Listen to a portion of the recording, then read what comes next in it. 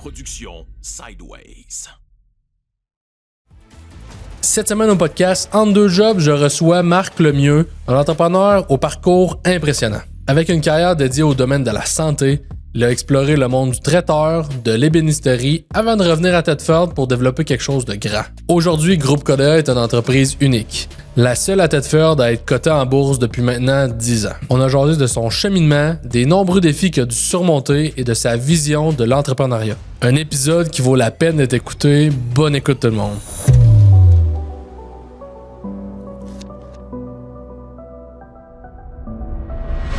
Salut Marc, je suis content de te recevoir aujourd'hui là, à mon podcast. On a travaillé ensemble sur certains projets, mais j'ai hâte d'en savoir plus sur ton entreprise parce que c'est pas parce qu'on fait des vidéos qu'on sait toute l'arrière-scène d'un entrepreneur. Fait que je suis vraiment content de te recevoir. Ben, merci à toi. Je sais que ça n'a pas été facile qu'on se trouve un temps, mais écoute, on prend le temps aujourd'hui, puis ça me fait plaisir de donner un peu d'informations sur c'est quoi un peu mon historique comme entrepreneur. On s'est croisés entre deux travails. Oui. Fait que c'est le concept du podcast. C'est parfait. Super ça.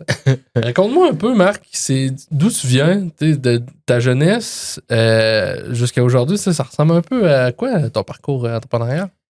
En réalité, j'ai commencé, je te dirais, quand je commence à penser où était cette énergie-là d'être entrepreneur, ça a commencé, je te dirais, très jeune. Je te dirais l'hiver. J'étais quelqu'un qui aimait beaucoup aller pelleter la neige des voisins et n'avoir plus qu'une affaire me permettait de dire « Ah, je fais quelque chose », puis en fin de compte, je réussissais toujours à avoir un 2 $, un 1 $, des voisins qui disaient hey, « Merci d'être venu gratter », puis puis eux autres profiter du fait que je suis pas loin, puis je me promenais avec ma pelle. Fait que j'ai commencé comme ça. Par la suite, l'été, je faisais des pelouses.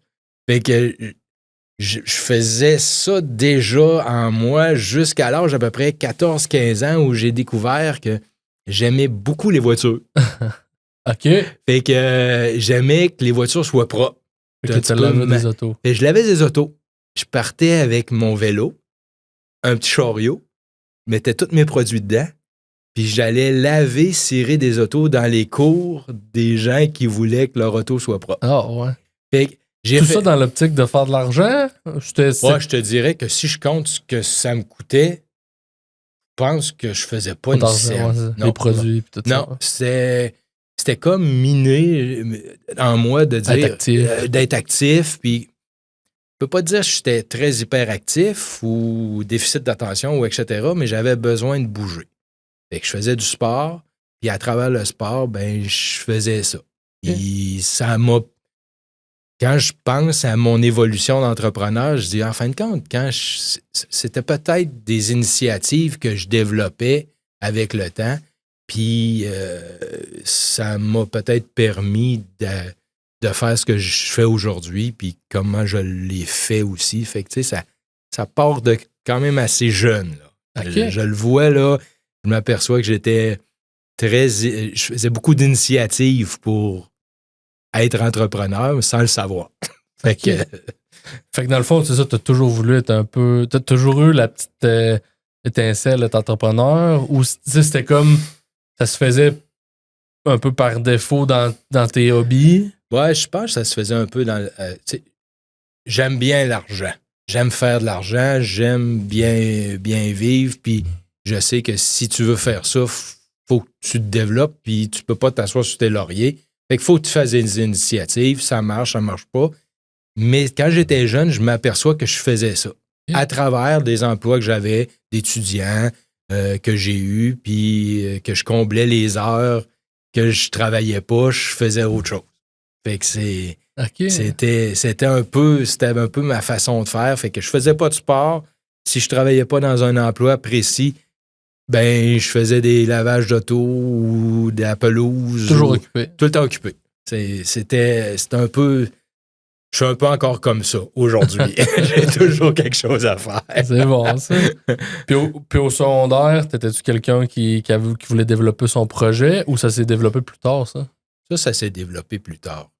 Je vais te dire de quoi j'ai une période où j'aime beaucoup de choses dans la vie. J'ai toujours dit que je suis pas un spécialiste en un point. j'étais un généraliste dans beaucoup de choses. OK. Je peux te dire que quand j'ai commencé l'école, je voulais être soit chanteur rock, comédien, président de Bell Canada, différents avenues, chirurgien. J'avais le plaisir de goûter à plusieurs choses qui m'intéressaient beaucoup. Mais quand tu es généraliste dans plusieurs affaires, c'est assez difficile quand tu arrives à l'école puis dire je veux faire quoi. Ouais.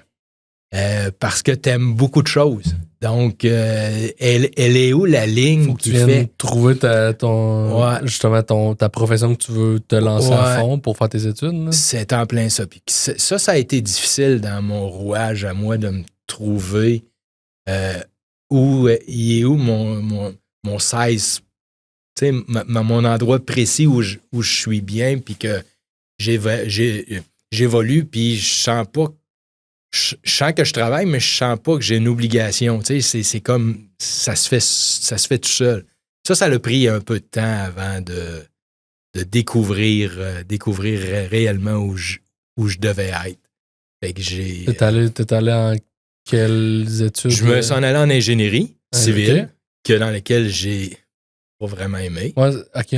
J'allais dire que ce que tu fais en ce moment, c'est pas du tout ça. Non. Je te dirais qu'avec le temps, il y a certaines choses que je ferais différemment à la sortie du secondaire, cégep, université. Il y a certains points dans lesquels j'aurais des réflexions différentes ou j'aurais des questionnements différents qui souvent tu les as pas à cet âge-là. Tu suis un groupe, tu suis ce que tu as fait comme, mettons, études, puis des résultats, puis là, tu dis qu'est-ce que j'ai en avant de moi que je peux faire. Si j'avais eu un focus un peu plus, je dirais, structuré, peut-être que je ferais des choses différemment au cégep, parce que je sais qu'avec ce que j'ai fait par la suite comme type de travail, c'est ce qui t'a construit. T'sais. Ouais, c'est ça. Fait que je me suis aperçu que j'avais des aptitudes dans certaines choses que j'aurais dû faire auparavant, qui, à un moment donné, devient un peu trop tard. Il n'y a jamais de trop tard, mais à un moment donné, il y a des responsabilités qui arrivent dans ta vie, puis tu te dis, je dois-tu changer mes affaires ou pas? Ouais. Mais c'est des choix de vie, puis je regrette pas mes choix de vie. Ça a amené l'homme que je suis aujourd'hui.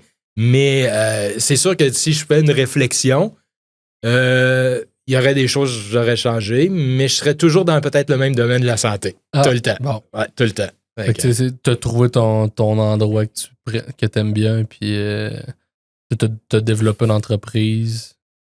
Puis aujourd'hui, c'est ce qui fait l'homme que tu es. C'est en plein ça. Fait que, mais tu sais, c'est sûr que quand tu es plus jeune, puis si surtout comme moi qui est un peu hyperactif, ben comme t'aimes beaucoup de choses, tu t'essaies de focusser sur une, tu dis ah non, ça faut faire ça aussi, puis là faut aimer ça, puis à un moment donné, tu traînes pas trop ça longtemps. Puis... Ouais, c'est ça. Puis comme beaucoup de jeunes, je me suis amusé dans certaines périodes de ma vie. Fait que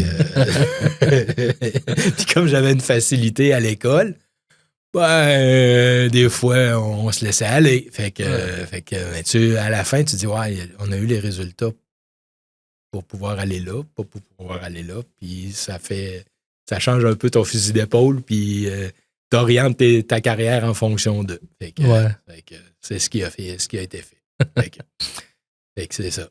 Puis là, aujourd'hui, t'as une entreprise que ça fait longtemps que tu roules. Oui. Mettons, dans ta vision de ton parcours entrepreneurial, t'avais-tu en tête que t'allais rouler une entreprise aussi longtemps? Ou tu étais plus du genre, quand tu étais jeune, de faire des petites choses, la pelouse, la toiture, quand tu étais jeune, de faire des petites choses pas longtemps, ou tu disais, moi, je veux un projet, puis c'est mon projet de vie? C'est une très bonne question. Quand j'ai sorti de l'université, je pensais que j'étais bon dans l'enseignement. OK. Je suis venu enseigner à Thetford aux entreprises. OK. Donc, t'avais quel âge environ? J'avais 22, 23 ans. Je sortais de l'université. OK.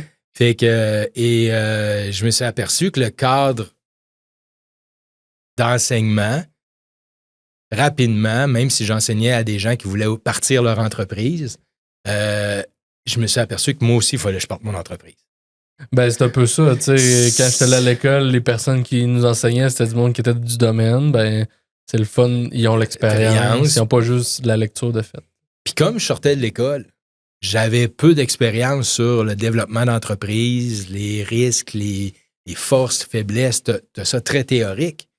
T'enseignes la théorie, tu vois beaucoup d'expérience aux alentours de toi, mais intérieurement, tu ne l'as pas, donc tu ne l'as pas vécu, fait que tu n'as pas la même énergie, la même drive. Tu as une drive professorale, puis il me manquait quelque chose. Fait que, comme j'ai parti cette entreprise-là, qui était communication marketing, avec d'autres amis de la région qui y partaient des entreprises connexes en marketing, publicité, puis qu'on était tout un peu en interrelation, ben on avait décidé de travailler tout en collaboration, puis de faire de l'entrepreneuriat avec différents groupes qui ont des forces, puis de pouvoir développer à un client cet avantage-là. Mais comme j'avais toujours un intérêt je te dirais, de développer autre chose, d'aller ailleurs, de vivre d'autres situations, j'ai rapidement dit il faut que j'aille chercher de l'expérience ailleurs. Fait que je suis parti à Montréal travailler pour une boîte de com qui est les cartes de crédit Visa. Et je suis allé travailler comme chef de produit pour le développement de produits chez Visa pour développer tout ça. Fait que, mais rapidement, comme je travaillais les étés, les week-ends encore au centre hospitalier ici à Thetford, je rencontrais le monde médical, je rencontrais des représentants médicaux, je rencontrais différentes personnes qui étaient toujours interreliées à la médecine. Puis je te cacherai pas que la médecine, ça a toujours été un point d'intérêt pour moi parce que j'ai commencé à travailler au centre hospitalier à 16 ans. J'ai fait à peu près tout ce qu'il pouvait y avoir dans le centre hospitalier, là, faire du ménage, travailler à la cuisine, à être réceptionniste. C'était ta deuxième maison. C'était brancardier. Fait que je me promenais de poste en poste à l'intérieur de l'hôpital, puis je travaillais de nuit, de jour. Je faisais tout ce que je pouvais pour avoir des heures, mais j'étais toujours dans un monde médical. Ouais. Fait que j'ai côtoyé ce monde-là, j'ai côtoyé ces situations-là, j'ai côtoyé des accidentés, j'ai côtoyé un paquet de gens. Puis, si tu me dis, tu rentres à un endroit demain matin, tu rentres dans une banque ou tu rentres dans un centre hospitalier, puis comment tu te sens? Ben, je rentre dans un centre hospitalier, c'est comme si c'était chez nous. Ouais. Je me sens bien, je me sens à l'aise, je manque pas d'orientation. Là. Fait que rapidement, quand j'étais à Montréal, je travaillais avec des boîtes de com qui avaient comme clients des compagnies pharmaceutiques. OK. Puis, en ayant des soirées de 5 à 7, parce que comme j'étais le seul garçon dans l'équipe de 13 filles dans la boîte de Visa, puis comme j'étais le plus jeune, c'est tout ce qui était de PR puis de 5 à 7, c'est moi qui allais. Donc, j'étais à Montréal, jeuneau, 24 ans, ben là, le gars, il dit... rencontre des gens, jusqu'à temps que je rencontre des gens de pharmaceutique qui me disent « Écoute, ça ne te tente pas de travailler pour une compagnie pharmaceutique, puis voici les conditions, voici les avantages, voici ce qu'il y en a, voici c'est quoi que tu as à faire. » Puis j'ai accepté un poste, puis je suis parti vivre à Rimouski. Boy, OK. Fait que je suis parti de Montréal, Thetford, Montréal, Rimouski. Fait que je suis allé travailler là pendant 1 an et demi. Mais c'est quelque chose qui devait t'alimenter, tu sais, la nouveauté. J'aime sortir de mon cadre. Ouais, la zone de confort. J'aime sortir de ma zone de confort. J'aime découvrir des nouvelles choses. J'aime aussi apprendre beaucoup des gens autour. Je me suis aperçu que je m'alimente avec les gens qui sont autour de moi. J'ai toujours eu comme proverbe, moi seul, je suis rien. Fait qu'en affaires, quand tu es tout seul, souvent, tu ne développes pas ton cheminement davantage parce que tu ne découvres pas les qualités des autres individus autour de toi, comment ils peuvent t'amener avec leur force à une nouvelle perspective. Ouais.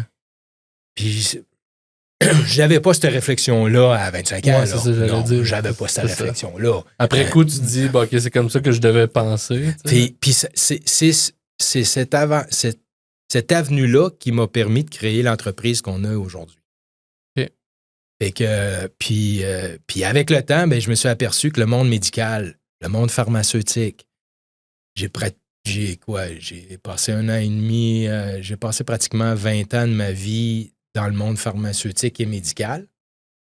Puis, ben, naturellement, on connaît le monde de la santé, donc le rouage entre les professionnels de la santé, le patient, l'ensemble des soins de santé au Québec ou ailleurs dans le pays, ben, il y a des clashs. Fait que comme personne, j'avais toujours envie de travailler avec l'ensemble des gens pour dire, comme représentant pharmaceutique, les professionnels de la santé ont toujours été non seulement des médecins, mais des pharmaciens, des infirmières, toujours pour pouvoir essayer de trouver une force pour que quand on fait de la vente de produits pour de la psychiatrie, pour la santé féminine, pour l'antibiothérapie, bien, que tout le monde soit sur le même pied d'égalité d'information pour que lorsque le patient arrive, bien, moi, dans ma région que je couvrais, bien, on s'assurait que s'il utilisait mon médicament, bien, tout le monde était informé des avantages, des bienfaits, puis comment on devait travailler avec la médication. OK. Fait que ça a toujours été un enjeu pour moi. J'ai jamais été focusé sur un type de client, mais beaucoup plus sur l'ensemble des soins. Fait que là, t'es parti d'une compagnie de communication Ouais. pour faire de la vente un peu pour tout le monde que t'es capable de contacter. C'est en plein ça. Je suis parti d'une boîte de com. Je me suis en allé travailler pour une boîte à l'intérieur de Visa pour développer des produits de crédit, mais toujours dans le contexte communication, marketing, publicité. OK. Puis ça m'a orienté à rencontrer les gens du pharma, dans lequel je connaissais déjà parce que j'en côtoyais quand je travaillais durant les journées au centre hospitalier. Ouais.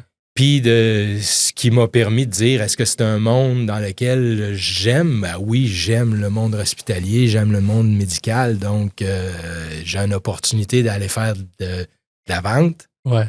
d'aller faire de la communication, puis de voir... Puis c'est comme si c'était une entreprise en soi. Tu gères ton chiffre d'affaires, tu gères tes ventes, tu gères tes clients. Ouais. Donc, tu développes quasiment une mini-entreprise à l'intérieur d'une entreprise sans trop le savoir. Ouais. Fait que... Quand t'es jeune, tu le réalises pas nécessairement, surtout il y a plusieurs années. Hein. Ben, c'est ça. Puis, très rapidement, vu que j'avais enseigné au niveau de l'entrepreneurship, t'as une distinction entre un intrapreneur puis un entrepreneur. Ouais. Intrapreneurs, souvent, les entrepreneurs veulent les avoir à l'intérieur de leurs entreprises parce que c'est des gens qui drivent la structure à l'intérieur qu'ils sont, puis c'est eux autres qui vont bien faire en sorte que ton cheminement normal se fasse. Ouais. L'entrepreneur va chercher des nouvelles initiatives, des nouveaux projets, lui, il veut faire quelque chose autre que ce qu'il est en train de faire. Fait qu'il faut que tu aies un mélange d'intrapreneur, d'entrepreneur à l'intérieur de ta boîte pour pouvoir créer tout ça. Ouais. À 25 ans, 26 ans, je pensais pas à ça pantoute. Même que je te dirais, pendant un certain temps, je disais, je vais faire ma carrière comme représentant, puis pharmaceutique, puis je vais partir de Rimouski, couvre un grand territoire. J'étais parti 6 semaines sur 8 parce que je couvrais énormément grand. Ouais. Mais quand on débutait dans le pharma, dans ces années-là, il y avait peu de représentants. C'était une chance d'avoir un poste comme représentant. Puis un coup, tu étais entré dans une compagnie, ben là, tu pouvais faire pratiquement ta carrière. Puis si tu voulais monter les échelons. Monter les échelons, aller faire du marketing, aller faire chef de produit, puis après ça, directeur des ventes, si tu voulais, puis etc. Fait que, mais comme à travers ça, ben, je créais ma famille aussi, fait que j'avais commencé à avoir des enfants, ben là, on se rapproche, j'ai changé de compagnie pharma, je me suis rapproché, j'étais allé travailler à Québec. J'allais me baser dans Beauce à Sainte-Marie. Puis j'ai passé là plusieurs années. Après ça, je suis revenu à Thetford dans les années 2000 en changeant de compagnie pour changer de territoire. Puis, et là, ça a commencé à... L'entrepreneuriat a commencé à revenir. J'ai commencé à m'ouvrir un genre de commerce où je créais des meubles. Donc, comme je suis habile manuellement, je me suis équipé, je me suis fait un garage, puis avec mon père, on a commencé à créer des meubles. Comme j'avais fait de l'ingénierie, j'étais bon en dessin, je créais les plans. Et par la suite, on développait le produit, puis on vendait ça à nos amis, etc. Jamais pour en faire une grosse business, mais toujours pour faire un hobby qui est intéressant, puis que ça payait ce qu'on utilisait comme matériaux, puis comme achat d'équipement. Ça fait que tu sais, déjà là, je commençais à avoir un peu le goût de l'entrepreneuriat. Après toutes ces années. Après plusieurs années où je me promenais de ville en ville, puis je développais mon côté un peu plus, je te dirais, communication, structure d'affaires, la vente. Puis tu sais, dans le pharmaceutique, c'est une vente qui est un peu différente parce que les premières années, on vendait en pharmacie. Après ça, ça a été en fonction de ce que le médecin prescrivait, qui faisait en sorte que le pharmacien achetait directement d'un fournisseur ou de la compagnie. Okay. Ce qui fait que nous autres, on ne passait jamais de commande. Ouais. Donc, c'était vraiment de la relation qui était développée entre les professionnels et toi qui faisait que ton marché se développait. OK. Fait que, puis naturellement, bien, écoute, les années ont évolué, puis je me souviens qu'en les années 2004, quand j'ai changé mon mode de vie, puis que j'ai commencé à côtoyer Isabelle Bégin. On avait une énergie d'entrepreneuriat qui se développait. Puis là, on était représentants tous les deux. On a parti notre business de traiteur à domicile dans lequel on se levait à 3 heures du matin parce que quand tu es représentant pharmaceutique, tu fais beaucoup d'éducation médicale. C'est-à-dire qu'on organisait soit des déjeuners-conférences, soit des dîners-conférences, soit des soupers-conférences. Pour la nouveauté. Pour la nouveauté. Puis souvent, c'était des conférenciers, des spécialistes qui arrivaient puis qui parlaient de la maladie puis qui parlaient naturellement des traitements.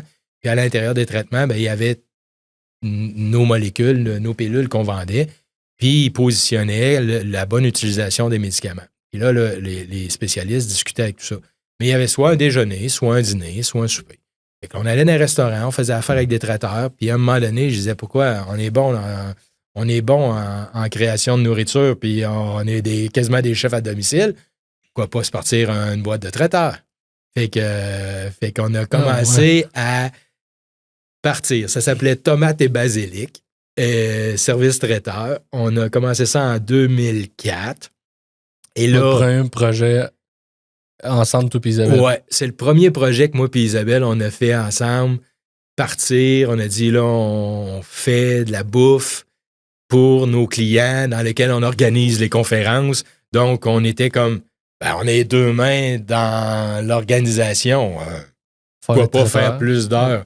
Et quand on se levait la nuit, 3 heures du matin, on allait cuisiner. On préparait, si c'était pour des dîners, des déjeuners. Les soupers, on laissait faire ça. On a fait quelques-uns, mais c'était plus complexe. Mais tout ce qui était boîte à lunch qui se transporte bien, on a créé ça. Puis on a fait ça pendant pratiquement, je te dirais, pas loin de 2 ans. Jusqu'à temps qu'à un moment donné, on se dise, là, ça n'a plus de bon sens, là. On se lève la nuit, on dort plus. On n'a plus de vie. On n'a plus de vie. Le samedi, le dimanche, là, les médecins nous appelaient. Pourrais-tu venir organiser? On fait un souper pour la clinique. On aimerait ça que ce soit vous autres qui veniez nous cuisiner quelque chose. Là, on était rendu qu'on travaillait le samedi. Ouais. Là, mais là, on a un brunch là, pour la clinique. Pourrais-tu organiser le brunch? Fait que là, à un moment donné, j'ai dit, hey, c'est pas ça que je veux faire. Là, ouais. Non, c'est pas ça que je veux faire. Là. On le fait-tu à temps plein? On lâche-tu le pharma puis on fait ça à temps plein? C'est ça qu'on veut faire? C'était pas encore l'idée du siècle. Là, Fait qu'à un moment donné, on a voulu avoir une auberge. On a s'en allé pour acheter des sites, soit dans Charlevoix, à Québec. Puis on s'est dit, on va gérer ça, puis on va faire, puis ça sera notre business. Puis en fin de compte, on disait non, c'est pas ça. Jusqu'au jour où Isabelle a eu un client qui a dit écoute, trouve-moi donc un pharmacien. Parce que j'ai pas pris de vacances depuis plusieurs années. Dans tes contacts, as-tu un pharmacien qui serait prêt à venir me remplacer? Puis ça a parti comme ça. Je vais le faire. Ouais. Puis là, ça. C'est ça. Fait que là, avec Isabelle, on avait juste le goût de trouver quelque chose. À toutes les fois. Ouais. Chaque fois qu'il y avait une opportunité d'affaires, on la regardait, on l'analysait. Au lieu de dire je vais trouver l'entreprise qui fait ça ou je vais partir un projet, il y a peut-être une demande. Il y a peut-être une demande. Fait qu'à un moment donné, on a dit on achète un casse-croûte. On part, on fait des casse-croûtes. On s'en va, on va analyser, on passe une journée avec le gars qui voulait vendre. On sort de là, j'ai dit t'as-tu le goût de sentir l'huile à bacon comme ça toute la journée? Non.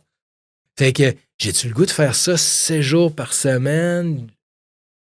Puis après ça, t'as rien l'hiver. Tu veux-tu aller en Floride? Non, je suis trop jeune encore. On a des jeunes enfants, ça marche pas. C'est tout ça vraiment qu'on veut faire? On aime ça, mais ça peut être juste un hobby. Ouais. À un moment donné, c'est un peu comme le tracteur. Ouais, c'est ça. Tu sais, j'aime bien faire du tracteur, mais tu me diras, tu vas aller faire du déneigement. C'est pas encore... C'est un hobby, mais c'est pas encore pas une superbe passion. Là. Ouais. C'est pour tout lâcher. Fait que là, ce qu'on s'est aperçu avec le temps, c'est de dire, OK, on est dans le monde médical, on aime le monde médical. On a une opportunité avec un client qui nous dit, écoute, peux-tu me trouver quelqu'un pour m'aider? Puis on n'en fait pas une business encore. C'est à un moment donné, on avait un ami qui était pas à temps plein dans une pharmacie. Okay. Il disait, parle avec Jason. Jason a besoin d'avoir du temps libre parce qu'il est tout seul puis il n'arrache.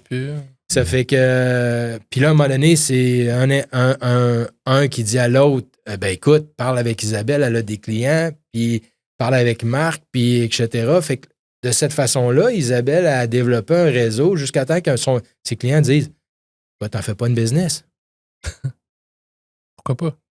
Fait que là, on disait « Ouais, mais là, on peut pas tout lâcher. » Puis à travers ça, moi, j'étais dans le monde pharmaceutique, puis il m'arrive une opportunité où là, je pouvais vraiment partir quelque chose de médical en affaires.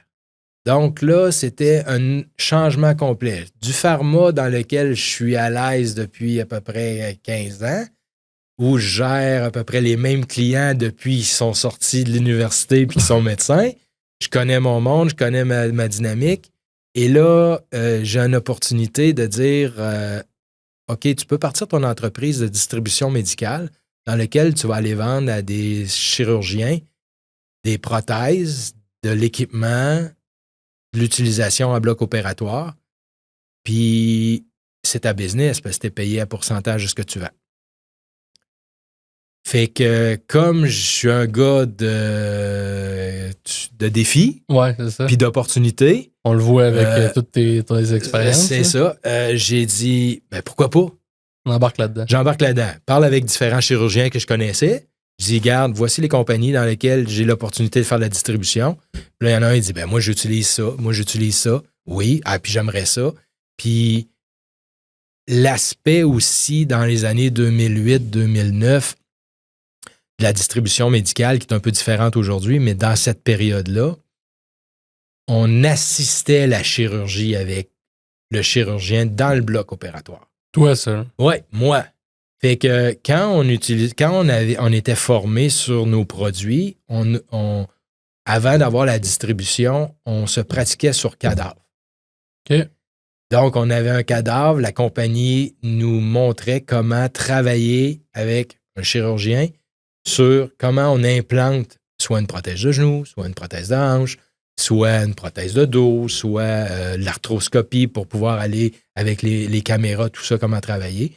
Et on travaillait, et lorsqu'on était apte à pouvoir aller discuter avec les chirurgiens, mais là, on pouvait avoir la ligne de distribution puis pouvoir vendre les produits. C'est comme ça que ça marchait. C'est comme ça que ça marchait.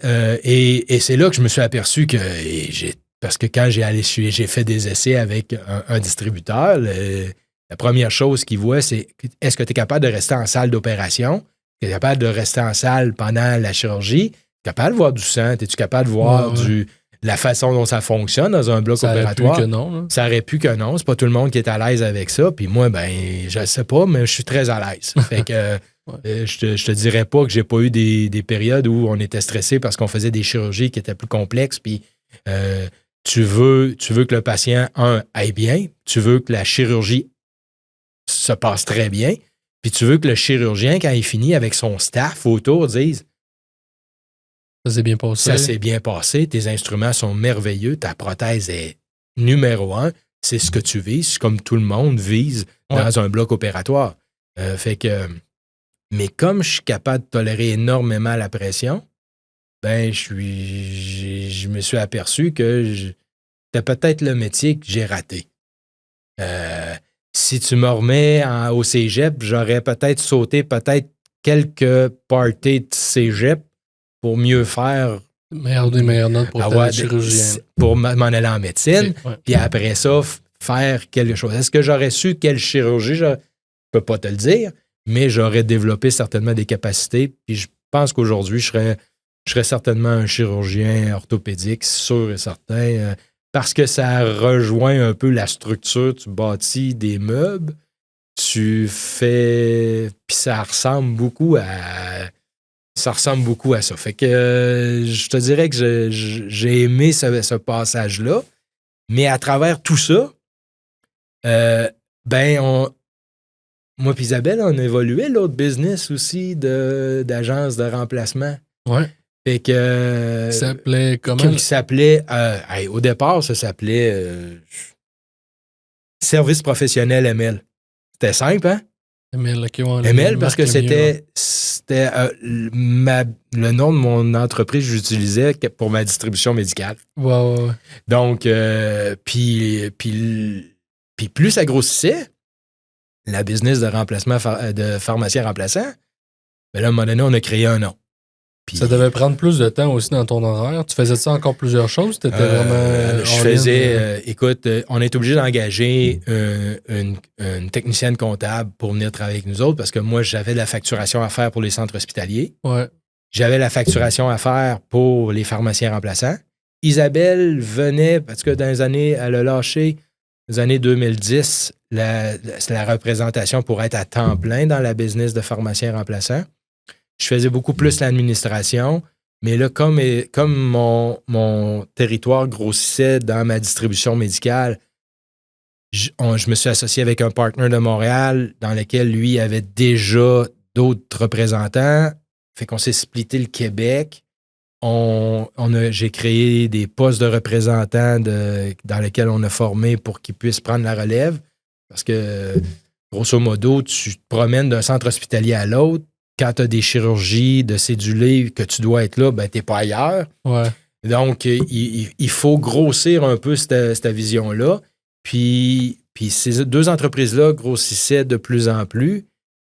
Mais la business de pharmacien remplaçant me prenait plus de temps parce qu'elle grossissait beaucoup plus vite que la distribution médicale. Ouais. Puis comme on dit, on aimait ça d'avoir plusieurs services dans notre entreprise, mais à un moment donné, il faut que tu focuses. Oui, à un moment donné, là, t'as beau avoir plusieurs liens à différents endroits, mais lequel tu focuses pour faire le développement d'une entreprise là, vraiment qui est plus en démarrage, mais qui est là. Il faut qu'il prenne son envol, puis il faut qu'on mette le focus 100% là-dessus. Et c'est là qu'est arrivé Alliance Pharma en 2014. OK. 2014. Fait que depuis 2009 jusqu'en 2014, on a créé toute cette effervescence-là. On avait de l'énergie. On faisait ça en collaboration, moi et Isabelle. On disait, moi, je vais m'occuper de la distribution, occupe-toi des pharmaciens remplaçants. On crée un poste de secrétaire comptable. Après ça, on crée des postes d'aide de conseiller technique. Ça vous alimentait les deux. Ah oui. Chacun, vous avez vos tâches, puis vous avez fait évoluer l'entreprise c'est en plein rapidement. Ça fait que là, fait qu'on on développait ça, puis on se posait pas trop de questions, tu sais, à savoir c'est quoi le focus, c'est quoi jusqu'au jour où, à un moment donné, tu commences à jouer dans un plate-bande de concurrents. OK.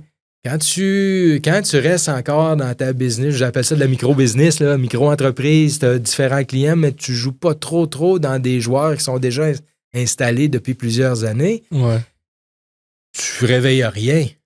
C'est au moment en 2014 où là, on commençait au niveau de l'agence de placement à devenir beaucoup plus gros, beaucoup plus d'espace. On allait chercher des clients dans des marchés qui se rapprochaient de Montréal. Là, on venait jouer dans des entreprises de Montréal qui étaient déjà en fonction depuis plusieurs années avant nous autres. OK. Et là, il a fallu prendre une décision. C'est là que le groupe KDA arrive? En réalité, plus simple que le groupe KDA est arrivé sur je dirais qu'en 2014, quand on a vu qu'on jouait dans les plates-bandes de joueurs de Montréal, on a rencontré ces concurrents-là pour savoir est-ce qu'on a eu des offres d'achat d'entreprise, de s'intégrer à eux, puis ils voulaient vous acheter. Puis ils voulaient nous acheter, puis j'avais une dynamique parce que la suite des événements est arrivée dans une discussion que j'ai eue avec un groupe qui achetait des entreprises privées, avait une structure d'entreprise publique, et dans toute cette effervescence-là, il y a différentes structures dans lesquelles ça te permet de partir d'une entreprise privée, de vendre tes actifs, tes actions dans l'entreprise publique, puis de faire une plus-value avec ça. Okay. Et comme c'était pas quelque chose que je connaissais beaucoup, par contre, que je connaissais le milieu de la bourse parce que j'ai toujours été un peu très à l'écoute de ce qui se passait dans les marchés boursiers, dans l'évolution des marchés boursiers. J'ai été dans différents groupes quand j'étais à l'université pour jouer avec la bourse. Puis j'avais été dans. Fait que j'ai toujours baigné un peu là-dedans, mais jamais pour dire que moi, personnellement, je mets de l'argent là-dedans, je joue à la bourse, puis je m'amuse. C'était pas une dynamique dans laquelle je travaillais beaucoup. Puis j'avais initié dans les années 2003-2004 avec un de mes amis qui, lui, travaillait très proche avec les compagnies publiques, mais surtout dans le monde minier, surtout au niveau de l'or. Et j'avais investi dans un financement privé que je connaissais pas beaucoup les rouages, mais j'avais des actions de compagnies, de mines d'or. Mais ça restait comme ça.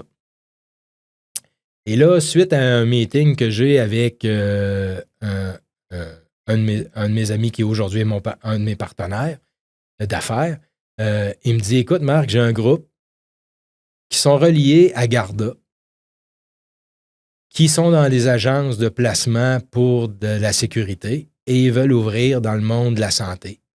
Puis, ils regardent pour des agences d'infirmières, ils regardent pour des agences comme nous autres de pharmaciens. Discutent avec eux autres, jasent avec eux autres, rencontrent leur avocat, puis ils me disent un peu la structure dans laquelle ils s'en vont. Puis, je regarde mon partner, Serge, qui est Serge Cadarette. Je dis à Serge, je dis, si les autres font ça, pourquoi nous autres, on le fait pas? C'est quoi la dynamique de devenir public? Puis comment on crée tout ça? Et par cette discussion-là, on jase avec un de nos concurrents de placement de pharmaciens qui nous dit, j'ai un Shell qui est une compagnie, je dirais tablette, qui n'est pas utilisée encore, qui a été créée pour développer une compagnie publique, mais qui n'a jamais fini son roulement, qui est chez les avocats, puis vous pourriez racheter cette compagnie-là, puis faire le virage pharmaceutique santé à l'intérieur d'Alliance Pharma, puis d'acquérir des entreprises. Fait que je regarde Serge, je dis, on l'essaye-tu? Parce qu'on veut grossir Alliance Pharma, on veut la développer, on veut aller acquérir d'autres entreprises. Puis j'avais toujours un concept dans la tête de dire, OK, tu sais, quand tu es actionnaire à 100%, à chaque fois que tu veux rentrer un actionnaire, tu dilues ton pourcentage. tu dilues ton actionnariat. Fait que dans le public, dans le fond, il y a plusieurs personnes qui tombent actionnaires. Donc, ce qui fait que quand tu es privé, mettons, tu as 100% des actions. Quand tu rentres un partenaire, mettons, exemple, tu perds 20%, 30%, 50%, whatever. Puis tu as juste le pourcentage qui te reste. Quand tu deviens public, tu perds ton pourcentage en pourcentage, mais tu as un nombre d'actions qui est émis. Et ça, tu le perds jamais. Fait que si tu as, je ne sais pas, je te donne un exemple, tu as 1 million d'actions, puis tu avais, mettons, 100% de l'actionnariat, que tu fais venir des nouveaux actionnaires puis qui investissent de l'argent chez vous, mais tu émets des nouvelles actions. Ouais. Tu dilues en fonction du total d'actions émises, mais toi, tu gardes ton nombre. Ouais. Ce qui fait que ça devient très intéressant. Et naturellement, le fait de pouvoir faire du financement privé en allant chercher des actionnaires privés autres que de l'institutionnel, ça permet de jouer sur tes ratios, dette et EBITDA lorsque tu fais des acquisitions d'entreprise ou lorsque tu vas chercher du financement. Donc, ça te permet à t'ouvrir plus d'horizons. Par contre, comme dans toute affaire, plus tu as d'horizons, plus tu as de la réglementation. Et là, je ne suis pas un spécialiste de la réglementation. Fait que là, on est allé chercher des gens en fiscalité, des gens en droit, des affaires dans lesquelles ils sont spécialisés dans le monde marché boursier. Et on se dit, OK, comment va nous coûter cette évolution-là pour se rendre public? Dans combien de temps on va pouvoir le faire? Et est-ce que Alliance Pharma du jour 1 peut se permettre ou peut se qualifier pour être une compagnie publique dans son ensemble? Et là, ça a été, je dirais, un crash course en l'espace de 9 mois de tout ce qui est légal, tout ce qui est fiscal, tout ce qui est comptable d'une entreprise publique. Ouais. Puis comme je suis un gars qui aime bien les défis, ben on s'est lancé. Fait qu'on a décidé en 2014, aux alentours de février 2014, de prendre l'évolution puis de voir à créer une entreprise publique avec l'entreprise privée qu'on avait, Alliance Pharma, puis de faire un plan de match structurel pour développer ce qu'on voulait en faire d'Alliance Pharma ou du futur Alliance Pharma avec une compagnie publique. Et le 15 janvier 2015, on a eu l'autorisation du TSX, de la bourse, de l'AMF, comme de quoi Alliance Pharma était rendue une compagnie listée sur les marchés publics. Et on était la seule entreprise de Thetford qui était publique. Et encore aujourd'hui, on est la seule. Et encore aujourd'hui, on est la seule. Puis, ben, ça a différentes opportunités. Fait qu'on a... Au début, il y avait combien de... Écoute, Vous étiez combien? On était peut-être, quand on a commencé chez Alliance, on était peut-être 6-7 employés. Plus la partie publique où on était à peu près 5. Ce qui fait qu'on était une douzaine de personnes qui géraient la structure. Puis comme moi et Isabelle, on a toujours eu la même philosophie. C'est-à-dire, on s'entoure de gens plus forts que nous pour nous soulever puis nous faire en sorte qu'on performe davantage. Ben ça nous a permis de dire, OK, on fait quoi? Ouais. Fait qu'en 2015, dès qu'on a eu l'autorisation de la bourse, on a acquis la plus grosse agence de placement au Québec, qui était Elitis Pharma, pour venir avoir à peu près 75% du marché du placement de pharmaciens au Québec. Okay. Donc, on a acquis cette entreprise-là fin avril, je dirais, mettons, début mai 2015. Donc, ça faisait 4 mois. La journée où on a été accepté à la bourse, j'étais déjà dans le bureau du propriétaire de Elitis Pharma pour pouvoir discuter avec lui, voir s'il y avait des possibilités d'achat. Puis, par la suite, là, on a commencé à mettre en place une structure et une vision sur est-ce qu'on se spécialise uniquement en placement personnel? On a regardé, on a analysé différentes affaires ou bien on se structure sur qu'est-ce que va être dans 5, 10, 15 ans le milieu de la santé pour pouvoir développer des services, des produits qui vont mettons, améliorer ou accélérer tout ça.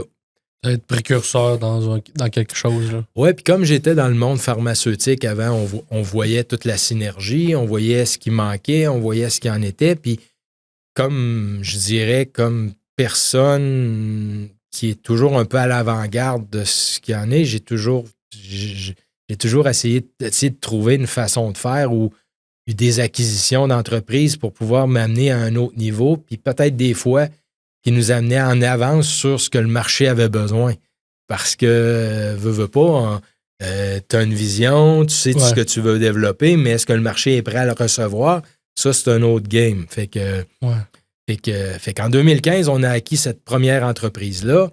Puis, naturellement, ça va avec acquérir des entreprises puis créer une entreprise, c'est deux choses différentes. Quand tu la crées, il y a certaines affaires que tu fais de façon, je dirais, en développement, puis qui se fait de jour en jour. Mais quand tu achètes une entreprise, tu ramasses tout un groupe, une structure, une façon de faire, une dynamique, une expérience de travail entre un ancien propriétaire et ses employés. Et là, du jour au lendemain, c'est toi qui deviens le nouveau propriétaire avec tes visions, ta façon de faire. Et là, il faut faire de l'intégration. Et c'est pas quelque chose que j'ai déjà fait. Puis, est-ce que j'ai les aptitudes? Est-ce que je le développe? Est-ce que j'ai le temps de le développer ou on va chercher des gens? Comme je suis quelqu'un qui... Je suis pas très... pas besoin de sentir que c'est moi qui ai développé, que c'est pas... Tu veux pas être je suis pas... devant. Je suis très... Non, je suis pas le... Ce qui revient à quelqu'un, revient à quelqu'un.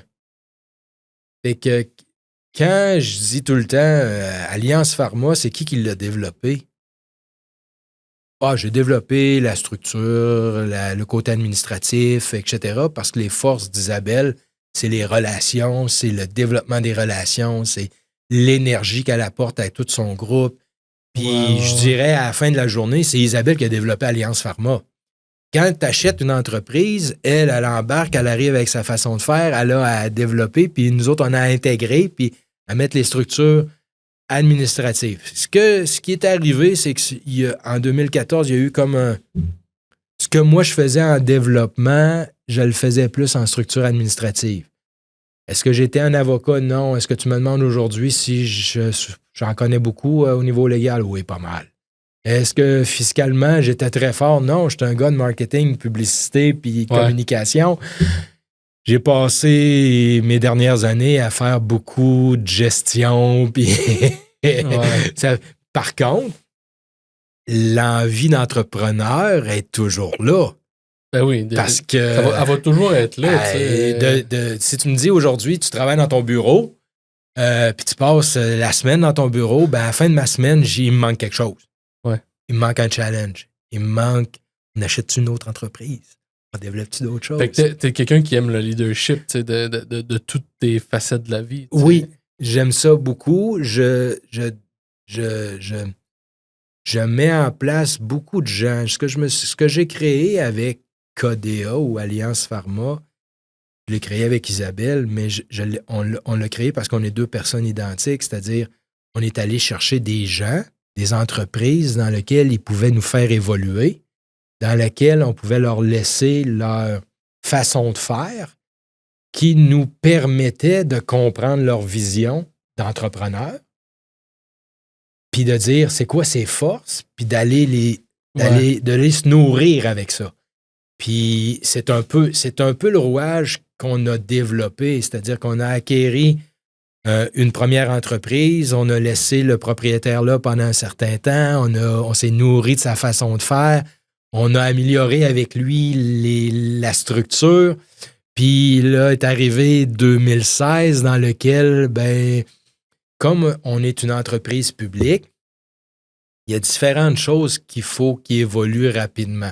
Tu peux peut rester une petite entreprise, mais la structure des compagnies publiques finit par coûter cher. Il y a un échéancier. Donc, il y a un échéancier à arriver à un niveau de chiffre d'affaires, à un niveau de profitabilité qui fait en sorte que si tu veux que ton marché devienne plus intéressant pour que les actionnaires un peu partout fassent bouger ton prix de stock, il faut que tu évolues, puis tu as un gap.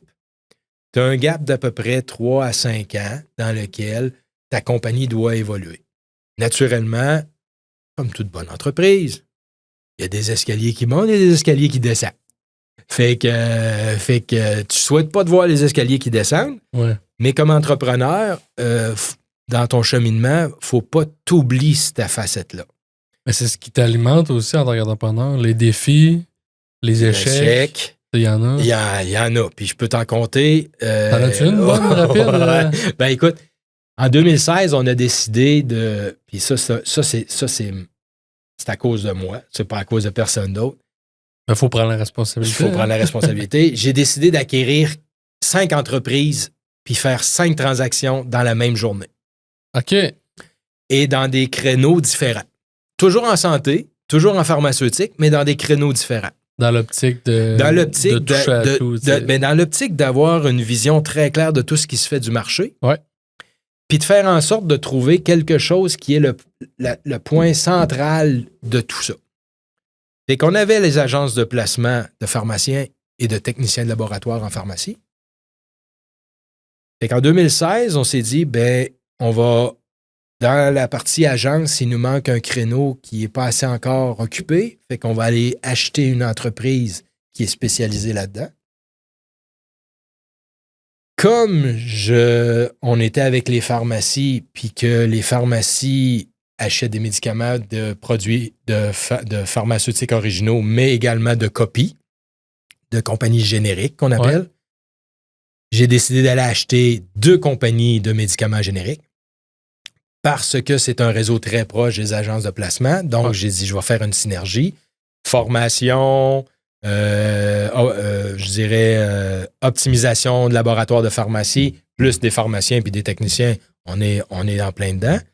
Puis comme les compagnies génériques produisent et vendent les pilules qui ne sont plus produites par les compagnies originales, on va aller s'acheter une compagnie qui crée des programmes d'éducation, qui crée des modèles d'affaires pour les compagnies originales, qui s'appelait Live Agency, et qui va faire en sorte qu'on va savoir ce qui se passe dans le monde original, vers où ça s'en va, comment ça s'enligne, puis naturellement d'avoir un réseau de spécialités très, très, très grand.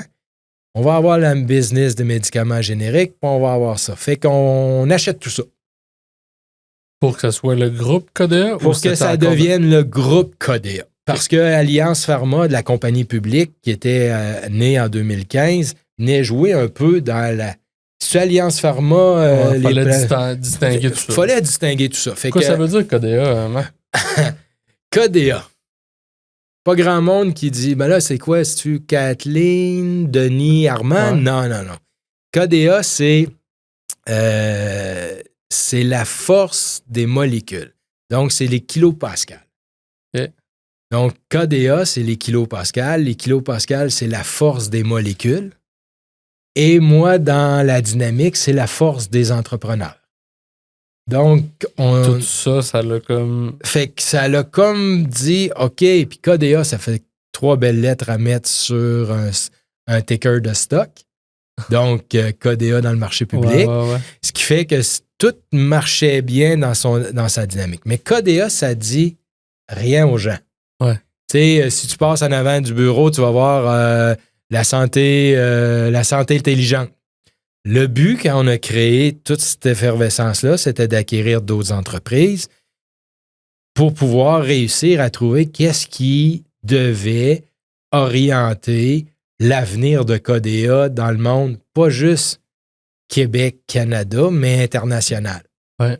comme on avait des créneaux d'entreprises québécois, canadiens, qu'est-ce qui faisait en sorte qu'il nous amenait vers le marché international? Parce qu'on est une compagnie publique. Ouais, c'est ça. Donc, si tu veux mettre de l'effervescence dans ton marché, il faut que tu aies des opportunités d'aller dans des marchés qui t'amènent ailleurs, dans lesquels les actionnaires vont dire « Je vais investir chez KDA parce qu'ils sont dans tel domaine, ils s'en vont vers là. » Puis, ton prix de stock va évoluer. Puis, naturellement, plus ton prix de stock va évaluer, ben, les actions que j'ai, moi, puis que mes actionnaires ont, ben, évoluent. Ouais.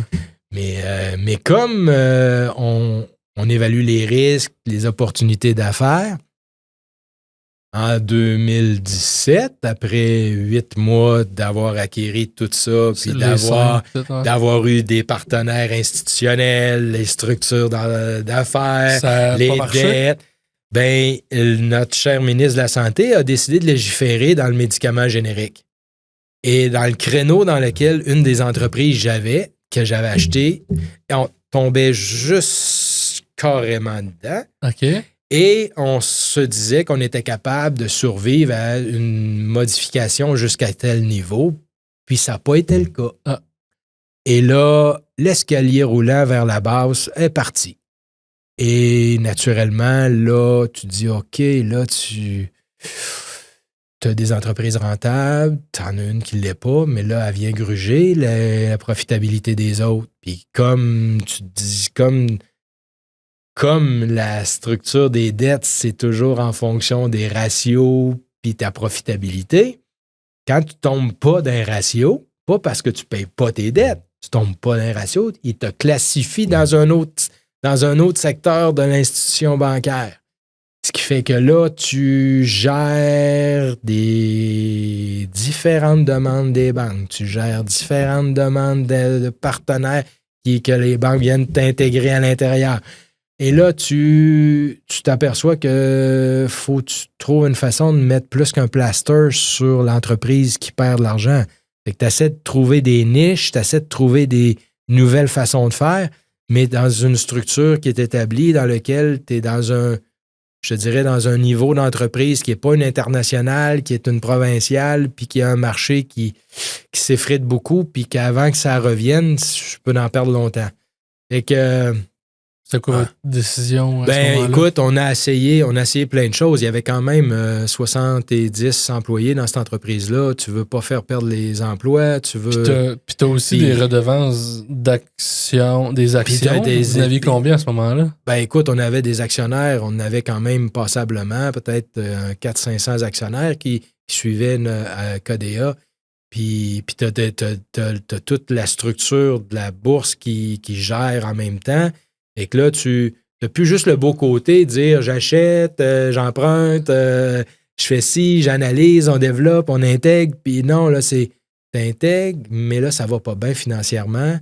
Là, tu fais quoi? Tu fais-tu une vente de feu? Quel type de partenaire qui pourrait acquérir ce type de marché-là qui, lui, peut l'intégrer puis qui va se faire le moins mal possible?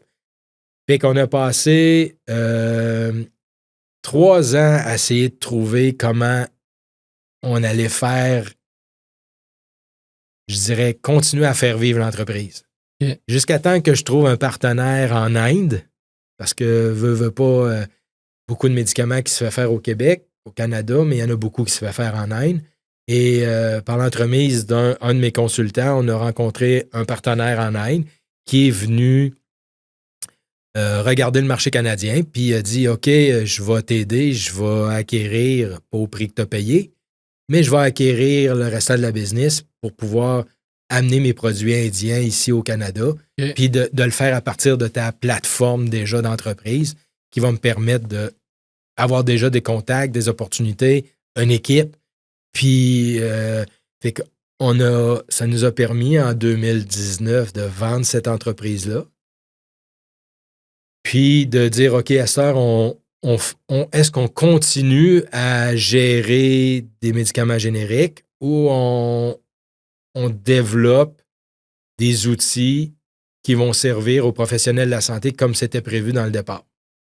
Le fast-forward à aujourd'hui, vous avez pris la décision plus technologique. Fait qu'aujourd'hui, on a décidé de dire, OK, qu'est-ce qui va servir les professionnels de la santé dans le futur?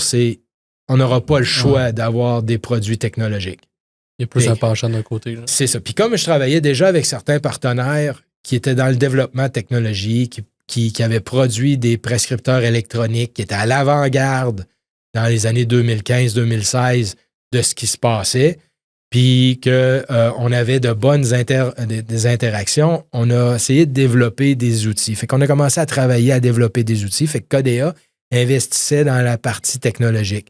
Fait qu'on avait nos deux pôles centrales qui étaient les agences de placement et la boîte de com avec les pharma, qui nous permettaient de nous fider sur qu'est-ce que les pharmaciens, les médecins avaient besoin pour mieux traiter les patients ou mieux suivre les patients.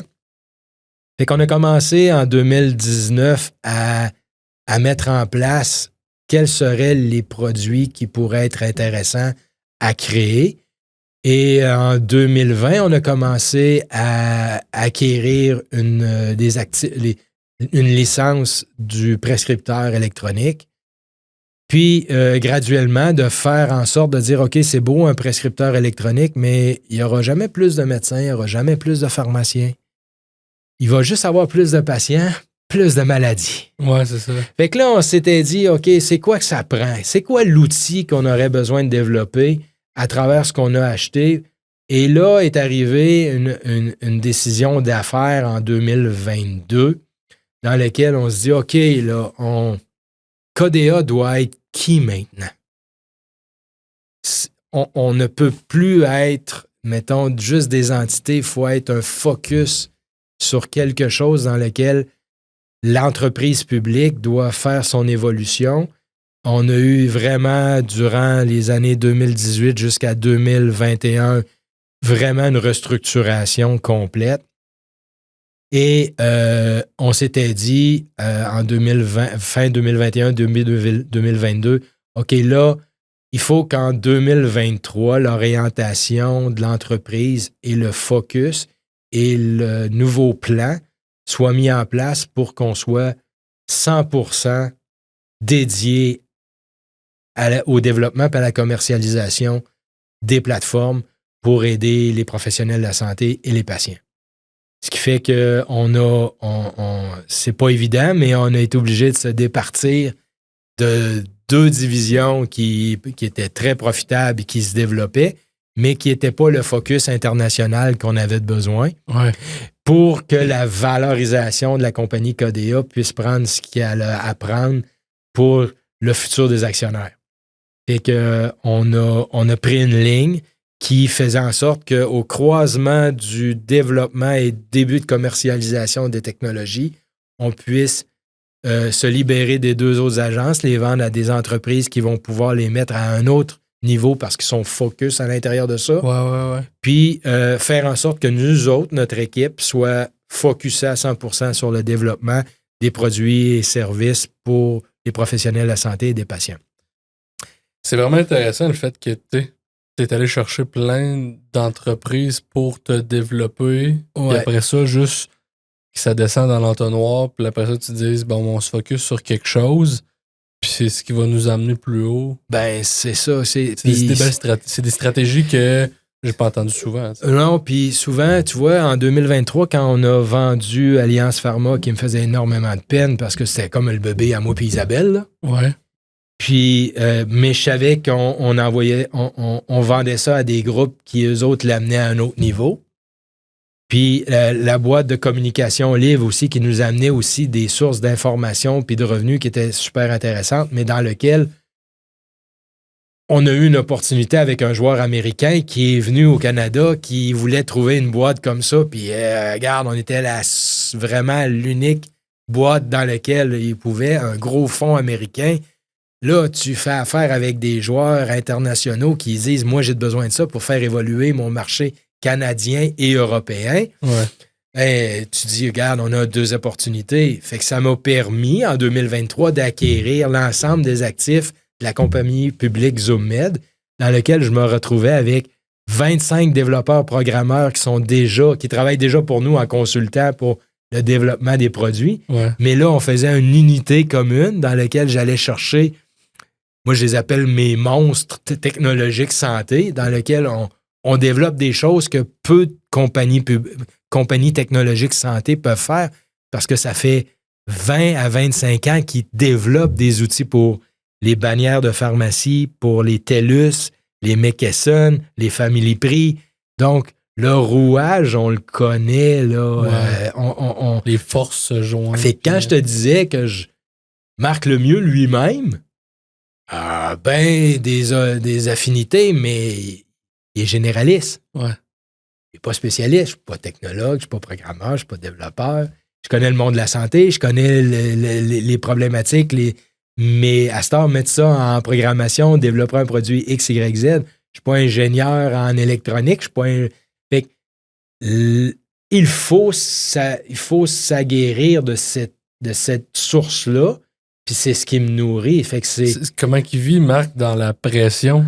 Es-tu stressé? Je te dirais, je suis... Parce que, tu sais, dans le monde, tu sais, t'aurais pu j'aurais plancher, pu. là. Moi, en 2000, quand est arrivée la nouvelle réglementation puis la loi des compagnies génériques à fin 2017, j'aurais pu faire comme ben les entreprises. Ben, moi, je suis juste le président, je te donne les clés, je me sauve, je fais d'autres choses. Ouais. Mais comme je suis parti d'un créneau où j'ai pris mon entreprise, je l'ai développé. On l'a amené à la bourse. Ouais. On a mis des efforts. On a acquis. Tu sais, j'ai mis, je vais le dire, là, on a mis nos couilles sur la table. Tu sais, j'ai signé des cautionnements. J'ai mis mes choses personnelles là, de vie pour monter cette entreprise-là. C'est un gros risque, ça. De dire, je donne les clés puis je m'en vais quand ça commence à pas bien aller, c'est mal me connaître. Ouais. Quand ça va pas bien, je suis le premier en avant. Je vais faire le protecteur de tout le monde, je vais acquérir, puis je vais te dire franchement, je pense que je suis bien fait. J'ai des partenaires avec lesquels ils vivent bien avec la pression, ce qui fait que je suis autant capable d'aller chercher la force de quelqu'un sur quand ça va bien, que je suis quand même capable d'aller chercher la force de quelqu'un puis de me nourrir de ça quand ça va moins bien. Fait que je pourrais pas dire que j'étais comme ça avant, mais je m'aperçois que j'ai une force sur la pression. Je suis capable de vivre. Est-ce que c'est mon côté artistique qui, des fois, me permet de me ressourcer et de me changer les idées? Je suis un gars qui peut changer les idées facilement puis qui peut mettre la switch à off facilement. Ouais, OK. Ben ça, c'est comme entrepreneur, si tu n'es pas capable d'avoir des échappatoires puis que tu vis dans un monde fermé, puis souvent, tu ne veux pas faire paraître que ça va pas bien. C'est là que tu exploses. Souvent, tu vas exploser. Comme je suis capable d'être autant un chanteur de fin de semaine que d'un joueur de tour, que d'un gars d'improvisation, qu'un joueur de hockey, que d'un gars qui va prendre sa chaîne-ça, il va s'en aller dans le bois, va couper des arbres.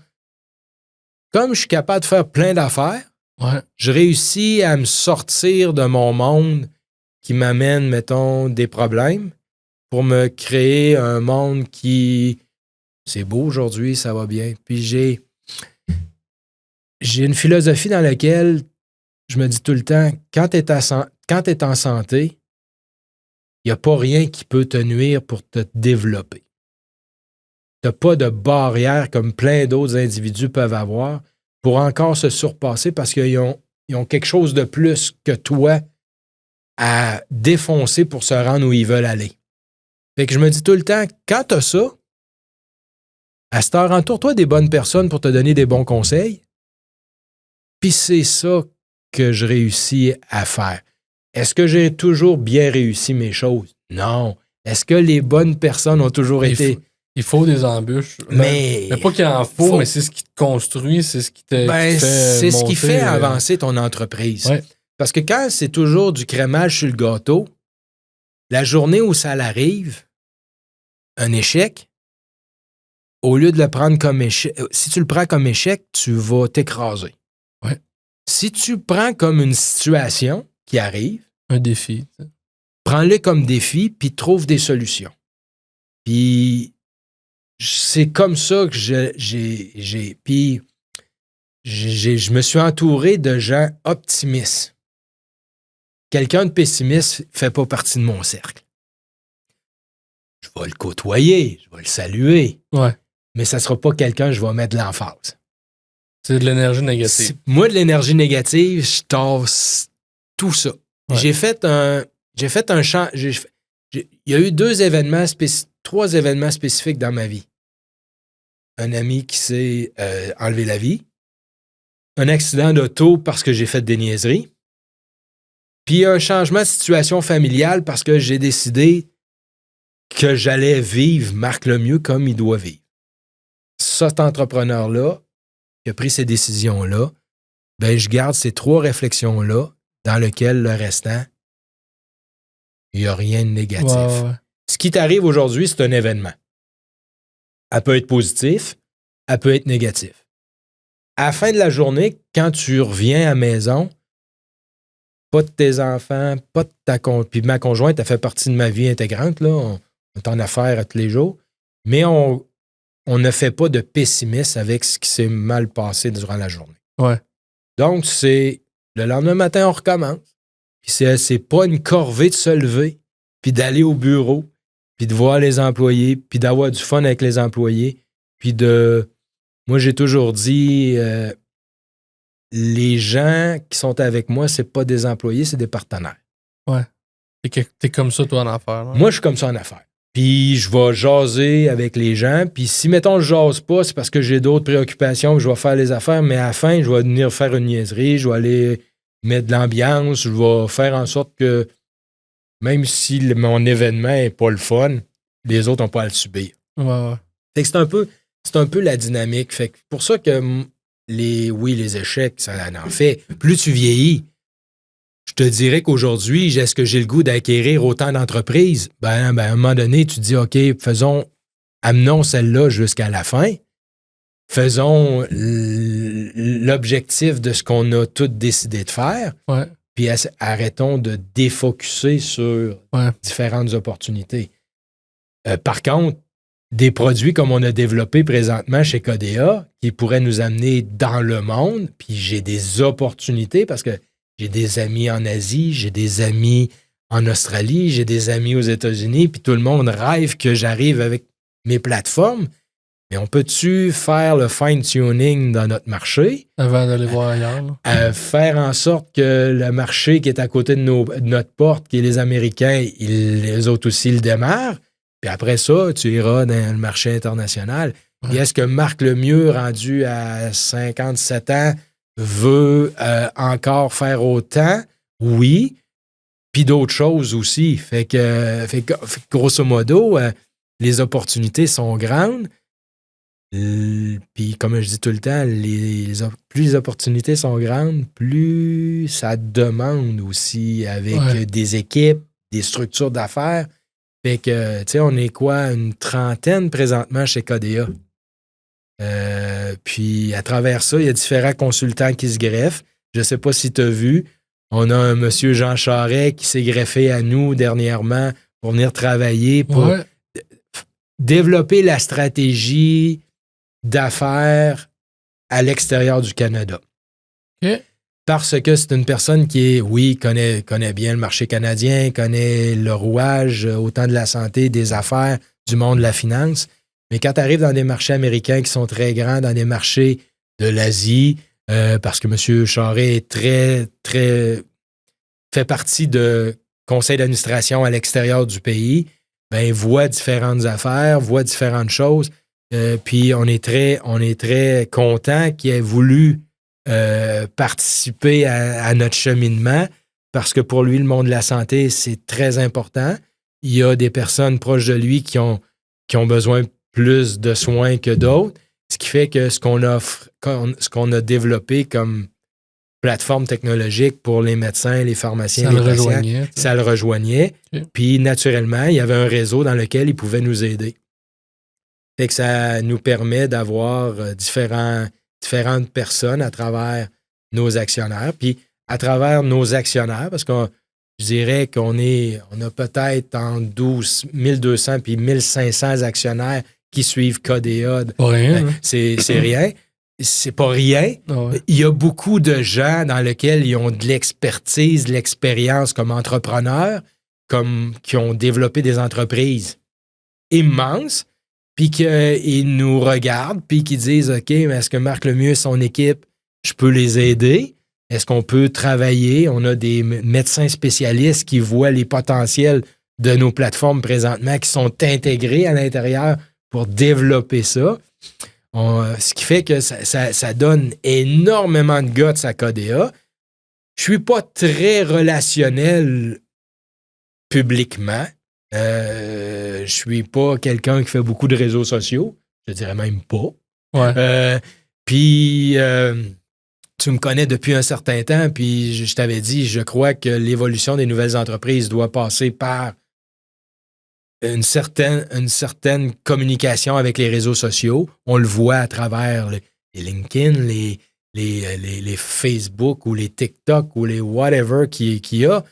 On voit les entrepreneurs dans tout ça. Et comme on est en technologie, veut pas, on doit vraiment développer ce côté-là. Ouais.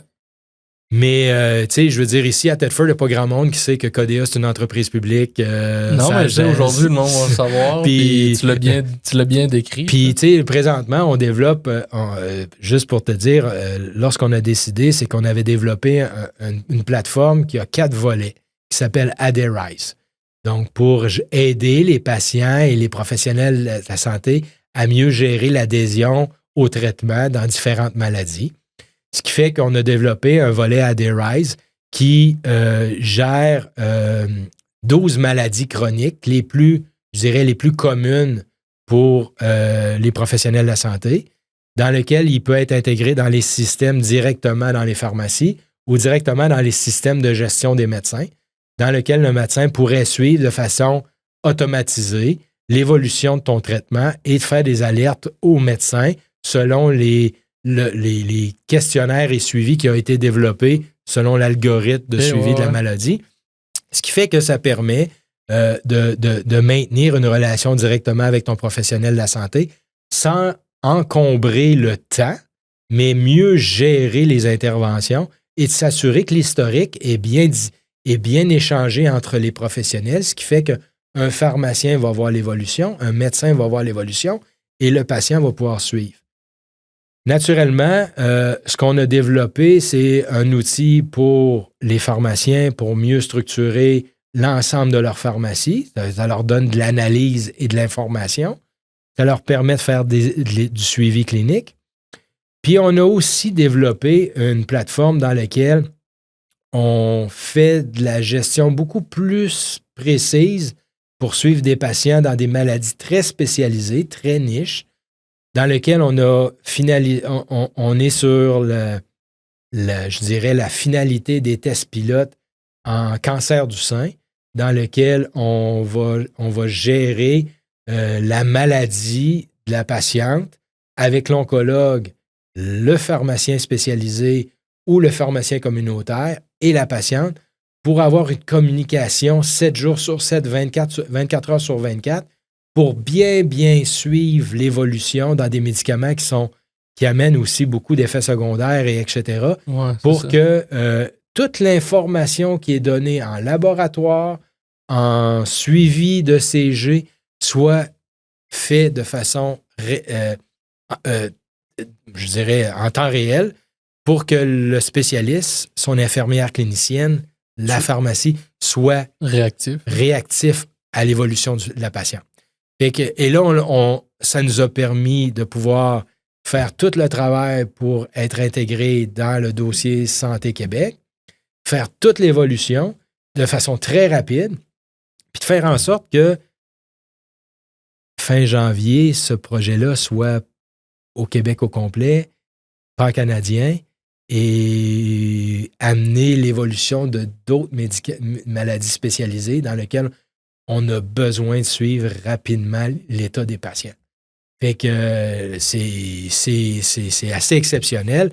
Quand moi, je regarde tout ça, puis je regarde toute l'évolution, ben c'est chaque transaction, acquisition, je dirais pas erreur, mais événement plus négatif, nous a permis de créer ça avec l'ensemble des équipes pour arriver à dire c'est ça qu'on a besoin. Puis quand tu regardes aujourd'hui l'État, ben c'est sûr, tu parles d'intelligence artificielle, tu parles de suivi patient par différents systèmes, mais il ne faut jamais oublier qu'à la base, tu as un être humain qui a besoin de soins.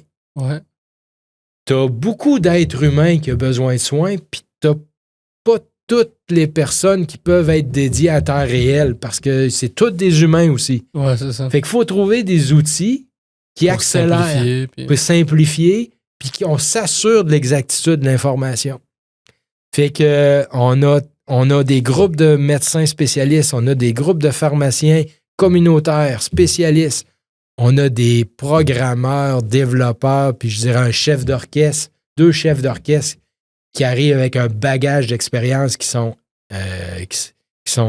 énormes, là, qui est Yves Marmet et Marie-Hélène Pinard, qui arrivent de ZoomMed, qui nous amène chez KDA une source imprenable d'expertise et d'amélioration de système.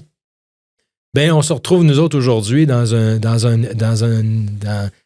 virement où, en 2023, on voulait être. Puis 2025, c'est comme le début d'une nouvelle ère. Puis comment, toi, Marc, tu te sens avec tout ça? Il y a des journées où, comme toute entreprise, tu essaies de focusser sur ce que tu connais, ce que tu sais. Puis il faut que tu fasses confiance énormément aux joueurs avec qui tu travailles. Ouais. Ça fait que... Et ça, ben, je pense que je l'ai développé au fil du temps, d'avoir la confiance des gens avec qui tu travailles, puis de nourrir avec cette force-là. Puis, écoute... y a-tu un moment dans ta journée que tu te dis, c'est pour ça que je fais ce métier-là? Non. Pas en tout. Pas en tout. Je fais ça parce que j'aime ça. Ouais. Est-ce que tu me dis s'il y a des journées? Il y a des journées où il me manque le challenge d'aller négocier, d'acheter une nouvelle entreprise. Ouais, ce que tu faisais plus avant. Ça, je l'ai toujours. Ouais. Par contre, j'ai commencé, j'avais quoi? 36 ans à développer plus l'entrepreneuriat puis à créer ça vraiment. Là. Ouais. J'en ai 20 ans de plus aujourd'hui. Ben, tu as toujours la sagesse qui vient. Analyse des risques, du timeline, quand est-ce que c'est payant. Moi, dans toutes mes lectures que j'ai faites sur différents groupes, toutes les rencontres que j'ai faites avec des entrepreneurs, des gens qui ont développé des entreprises publiques, il y a toujours un cycle de vie. C'est-à-dire, tu as l'effervescence, tu as un genou à terre, tu as l'effervescence, tu as un genou à terre, puis tu as toujours un cycle de 10 ans. KDA est dans son cycle de 10 ans. Okay. Ouais. Quand on parle d'explosion d'entreprise, on a fait les... Tu sais, il y a toujours des entreprises qui, après 2 ans, c'est l'enfer, ils ont fait une explosion. Il y a toujours un balancier qui te revient. Puis moi, dans tout ce que j'ai appris, c'est qu'il y a un temps pour que l'entreprise se donne sa crédibilité, se donne sa aujourd'hui, tu trouves que... Puis aujourd'hui, je trouve que je suis là. T'étais là, ouais. Je suis là. Cette année, c'est comme hier, quand on se parlait, j'ai dit, c'est cette semaine que je fête mon 10e anniversaire d'entrée dans le marché public. Ouais. Puis je l'ai pas fêté. Tu comprends? J'ai jamais pris le temps. Mais quand tu réanalyses tout ça, tu sais, dans le fond, c'est un peu un retour en arrière. Ouais. Là, tu réalises que tout ce que tu as fait, ça t'a amené à ce que tu es aujourd'hui. Ouais, puis des fois, je suis plus structurel, des fois, je suis plus, je dirais, plus envie de vouloir avoir un risque de défi. Ouais. Puis d'autres fois, la sagesse me ramène à dire, ben voici ce que tu as vécu, voici ce qu'il y en est. Est-ce qu'on prend le risque de... Non, on va faire des étapes différentes, on va analyser ça différemment. Est-ce que je vais être aussi risqueux sur différentes choses? Peut-être pas. Mais est-ce que le fond est toujours là? Ouais, c'est comme je l'appelle toujours, c'est comme un volcan en début d'ébullition. Ça travaille toujours en dedans. Ça partira jamais, ça. Puis tu sais, ton quotidien a l'air tellement, genre, t'as de l'air tellement passé d'affaires, il s'en passe des choses. C'est un volcan d'éruption, tu dis. C'est quoi tu fais dans une journée pour respecter tout ça? Oh! C'est quoi ta journée typique? Je pense que c'est mon aptitude à... Parce que tu veux pas être derrière un bureau, Non, mais tu peux pas être autant dans l'action comme à l'époque d'être représentant. non, Qu'est-ce que tu fais aujourd'hui? différentes choses. Puis, Ça ressemble à quoi?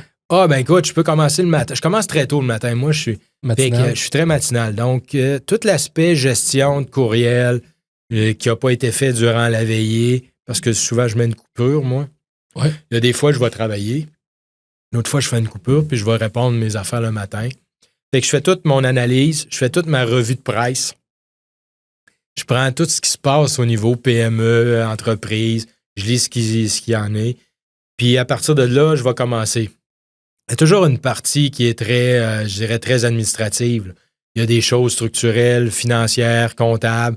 Je passe à peu près une demi-heure, 3/4 d'heure avec ma comptable dans lequel on passe à travers ce qui est important durant la journée. Puis on se souhaite bonne journée. Puis s'il y a des points précis, on s'appelle. Puis sinon, je passe à l'autre volet. Là, je parle aux investisseurs. Fait que là, je vais parler à 1, 2, 3 investisseurs. Après ça, je passe ma journée, je vais jaser avec Serge sur la partie de la finance, comment on va développer, mettons, structure financière, on a-tu besoin de financement pour le projet X, Y, Z. Ensuite de ça, on va parler de hockey. Parce que je suis partner avec Serge dans à peu près tout ce que lui est. Donc, lui a la gestion de l'assurancia. Fait que, est-ce que je m'occupe de l'assurancia day-to-day? Non, absolument pas. Serge et son équipe le font. Mais on s'informe, on se donne l'information, on jase de ça. Oups, je charge. Là, j'ai Isabelle qui va me poser des questions légales. Bon, j'ai telle affaire. Fait que là, je vais... C'est une journée qui est quand même très fait que moi, là, remplie. Je vais passer ma journée à sauter d'un projet à l'autre, à ci, à ça, puis j'ai pas de problème. Si, mettons, exemple, je passe ma journée uniquement dans des contrats, tu me perds. Ouais. J'ai besoin d'avoir différents champs à l'intérieur de la journée. Puis tu es en mesure, comme tu l'as dit plus au début, tu es capable de décrocher. Autant que ta journée peut être bien chargée, ouais, mais tu sais que toi, ce qui te permet de te ressourcer, c'est de décrocher, de voyager, faire du ski peut-être. C'est de... Tu sais, je vais m'amuser à faire d'autres choses qui n'est pas la business. Pour revenir encore plus fort. Pour me ressourcer. Ça profite aussi à... Tu sais, quand dans le moment présent, puis que tu analyses, puis que tu sais, je veux dire, il y a eu bien des périodes où j'essayais de sortir la face en avant de l'arbre pour dire, je suis capable de sortir puis d'être au-dessus de la mêlée puis de voir, mais le day-to-day me ramenait tout le temps en avant de l'arbre. Ouais.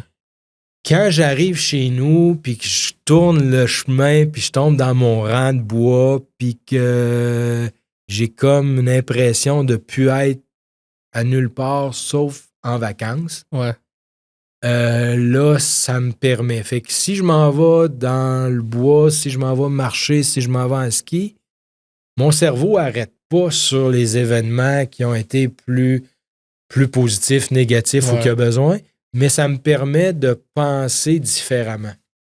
Puis ça, ben, c'est peut-être une des forces que j'ai appris avec les années. Et peut-être c'est mon côté artistique qui me fait ça. Je te le dis pas, c'est... Ton artisan, toi. Ouais, mon artisan qui... je vais aller travailler dans le garage, je vais gosser du bois, puis je vais faire n'importe quoi, je vais arranger telle affaire, puis ça va... ça va me permettre de ça. Mais à la fin de la journée, je suis encore un individu qui n'est pas capable de dire « On passe la journée juste à faire ça? » Non. Ouais. J'aime toucher à tout. Je vais toujours dire je suis un généraliste en tout, un spécialiste en rien. Fait que ce qui me permet de jouer dans différentes plates-bandes. Puis quand j'ai besoin d'un spécialiste, tu vas le chercher. Puis tu le retournes à sa place. Puis t'as appris. Puis là, tu dis, ben là, je viens d'apprendre quelque chose d'autre. La prochaine fois, je vais me rendre jusqu'à ce niveau-là. Puis après ça, c'est vrai que c'est la dynamique. C'est la dynamique. Puis c'est comme aujourd'hui, bien, tu sais, oui, on a beaucoup d'actionnaires, mais ce ne sont pas tous en train de m'appeler à tous les jours. Non, c'est ça. Mais on en a plusieurs qui demandent à avoir Des informations. de savoir des suivis, puis de voir comment l'entreprise va, puis c'est, tu sais, j'ai un conseil d'administration, puis on doit gérer avec le conseil d'administration. Je fais partie du conseil, mais je suis le président, mais je suis un des actionnaire. Ouais. Fait que je suis pas. Faut toujours, je pense, en fonction de l'ensemble des actionnaires. Ouais. Si on prend une décision, est-ce qu'elle est bonne pour l'ensemble de l'entreprise, l'ensemble des actionnaires? Si oui, on y va. Ouais. C'est la dynamique. Dans l'optique de conclure, Marc, j'ai adoré tout ce qu'on a jasé aujourd'hui. Genre, ça fait 1h30 qu'on jase. Tu le vois pas, tu l'as peut-être pas vu aller. Plus des questions à rafale, plus dans l'optique de rétrospection un peu. C'est quoi ta plus grande leçon de vie dans le monde d'entrepreneur, tu sais, en tant que leader d'une entreprise? Ça a été quoi ta plus grande leçon? Ton parcours complet, là? La création de structure, je dirais d'avoir une ligne directrice. Pour être focusé. Puis de croire en toi. Parce que ce que je me suis aperçu avec le temps, c'est tu as besoin des gens autour de toi, mais tu as besoin de croire en ce que tu es capable de faire. Puis si tu es capable de croire en tes possibilités, puis de croire que tu ne peux pas être l'exclusivité, et d'aller chercher des sources d'informations ou d'outils de d'autres, sans dire que j'ai les seules solutions, je pense que pour un entrepreneur, c'est la grande force. Fait que si tu avais un conseil à donner à quelqu'un qui veut se lancer dans ce domaine-là, c'est un peu ce que tu viens de dire là. C'est en plein ça. Puis de toujours penser que tu ne peux pas construire tout seul une maison si tu veux le faire dans un délai respectable. Ouais. Fait que faut que tu t'entoures. Faut que tu choisisses tes gens. Puis il faut toujours que tu aies le positivisme à l'intérieur. Ouais. Pas être pessimiste. Pas être pessimiste, pas avoir des gens négatifs. Ouais. Tasse ces événements-là et focus sur tu as quelque chose à développer, tu crois en toi, ben fonce. C'est jamais toujours rose. Ouais. C'est jamais toujours bleu. Mais à la fin de la journée, crée-toi un monde dans lequel tu peux te ressourcer. Choisis des événements dans lesquels ça te sort de tes événements pour mieux retourner puis trouver des solutions. Puis le restant, je veux dire, à la fin de la journée, tu développes, tu crées, tu structures, tu apprends. C'est une école de vie. Ouais. C'est une école de vie. Puis moi, c'est la... Bon, aujourd'hui, avec tout ton parcours, Ah ben écoute, moi je pense que... C'est une belle réflexion. Tous les événements, moi tu sais, ça... Le fait de participer à ton podcast, ça, tu sais, je me pose des questions, OK? Mais si je reprends en arrière, tu veux évoluer dans n'importe quel emploi, tu dois faire des choix. Tu dois sortir de tes zones de confort. Tu dois analyser puis dire, si je fais ça, ça va m'apporter quoi? Puis oui, je le fais, puis oui, je me challenge comme individu. Puis quand tu crées une entreprise, ben, faut que tu te challenges.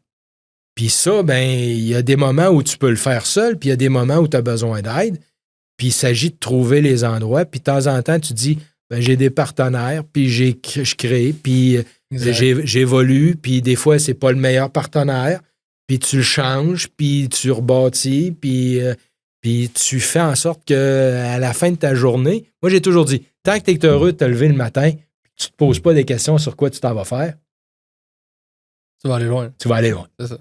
Fait que si tu es dans ton monde à toi, ben tu crées, à un moment donné, la niche va arriver, Puis il va y avoir un événement qui va dire tabarouette, en fin de compte, c'est ça. C'est ça qui va m'amener vers où je veux aller. Puis on y va, on fonce. Ben, tu sais, lâcher une job dans le monde pharmaceutique pour développer quelque chose. Fallait le faire.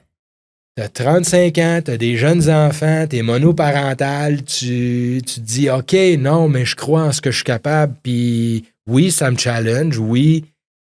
Des fois, je suis pas sûr si l'auto s'aligne bien, mais tu crois en tes possibilités, puis t'as jamais rien avec rien.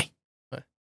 Puis dire le matin, je crée une entreprise de 1000 milliardaires, si tu penses que tu veux faire ça, puis que c'est ça ton objectif, excuse-moi, mais tu te trompes. C'est pas bonne place. Comme ça marche pas de même. Faut que chaque jour, tu mettes le pas en avant, tu montes une marche, des fois tu la redescends, tu vas en remonter une, deux, des fois tu redescends, mais c'est ça le fun d'être entrepreneur.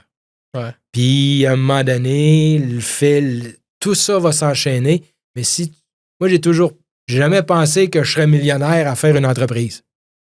Ouais. Je peux-tu avoir du fun à créer quelque chose que j'ai un certain contrôle? C'est ça. Puis être en affaires, c'est un peu ça. Puis à peu près la plupart des entrepreneurs que j'ai croisés, autant des multimilliardaires que des gens bien simples comme moi, ben on a toute cette même vision-là, c'est qu'on n'a jamais bâti ça en pensant à faire de l'argent. Ouais. Toujours bâti ça en pensant qu'on s'amuse en faisant quelque chose qu'on développe. Au début, c'est de la passion pour à la fin. Puis après ça, tu dis ah ben là, ça nous a amené là, puis ça. Mais c'est juste du matériel. Il faut toujours dire, tu te lèves le matin, tu as du fun à te lever. Fait que c'est la dynamique que je prends depuis plusieurs années. Fait que, merci Marc. Merci à toi. D'avoir tout partagé ce parcours-là, ces conseils-là. Puis je pense que les gens qui vont nous avoir écoutés vont voir un peu où ce que. Ouais, puis ils vont connaître un peu plus qui est KDA, puis qui est en arrière de KDA. Qui est Marc. Puis qui est Marc. Puis ça, Marc, pourrait te passer toute une gang de personnes dans lesquelles qui est Marc aujourd'hui. Ben, c'est parce que j'ai des partners qui m'ont amené à être comme ça. Ouais. Puis tu l'as des fois souvent intérieurement, mais il n'est pas propulsé vers l'avant. Puis c'est quelqu'un qui te donne ce guts-là qui t'amène à un autre niveau. Ben, c'est ça. Fait que j'ai eu plein de gens autour de moi qui m'ont amené là. Merci d'avoir participé. Puis j'espère que c'est ta première expérience. Première expérience. J'espère que tu as aimé ça. Puis on pourra continuer à se parler. Certainement qu'on va faire d'autres choses dans les prochains mois. Ouais, super. Merci beaucoup. Merci à toi. Puis, j'espère que vous avez aimé. Puis on se revoit pour un prochain épisode. Merci Marc. Merci. Bye.